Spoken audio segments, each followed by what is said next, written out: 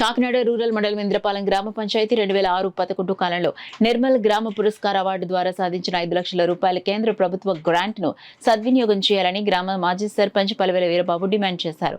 గత సోమవారం ఇదే అంశంపై జిల్లా కలెక్టరేట్ లో జరిగిన ప్రజా సమస్యల పరిష్కార వేదికలో జిల్లా పంచాయతీ అధికారి సౌజన్యకు వినతి పత్రం అందజేయడం జరిగిందని, దీనిపై డిపిఓ సానుకూలంగా స్పందించడం జరిగిందని ఆయన చెప్పారు. పారిశుధ్య మెరుగుదలకి ఖర్చు పెట్టాలని నిబంధనలు ఉన్నాయి. ఆ నిబంధన ప్రకారం ట్రాక్టర్ లాంటివి కొన్ని వస్తువులు కొనాలని, ఆ కొనడానికి కలెక్టర్ గారు అనుమతి ఇవ్వాలని పాలకవర్గం తరపున అప్పుడు లేఖ రాశాము. అనుమతులు సకాలంలో రాలేదు. ఈలోపు 2011 ఆగస్టు 22న మా పాలకవర్గం యొక్క గడువు ముగిసిపోయింది. ఆనాటి నుంచి రూరల్ మండలంలో ఎంఆర్ఓ గారు ఎవరిస్తే వారే ప్రత్యేక అధికారిగా ఇంద్రపాలెం పాలన సాగిస్తున్నారు. కానీ ఈ నిర్మల్ పురస్కార్ అవార్డు ద్వారా వచ్చిన 5 లక్షల రూపాయల నిధుల్ని వినియోగించలేదు.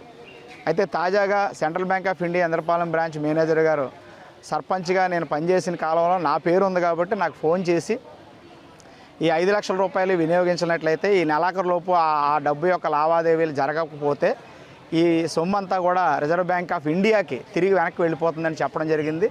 ఈ నేపథ్యంలో ఈరోజు కలెక్టరేట్లో ఉన్న గ్రీవెన్స్ సెల్లో జిల్లా పంచాయతీ అధికారి వారికి ఒక వినతి పత్రాన్ని ఇవ్వడం జరిగింది. తక్షణమే ఇంద్రపాలెం గ్రామ పంచాయతీకి నిర్మల్ గ్రామ పురస్కార్ అవార్డు ద్వారా వచ్చిన 5 లక్షల రూపాయలని వెనక్కి వెళ్ళిపోకుండా కాపాడాలి.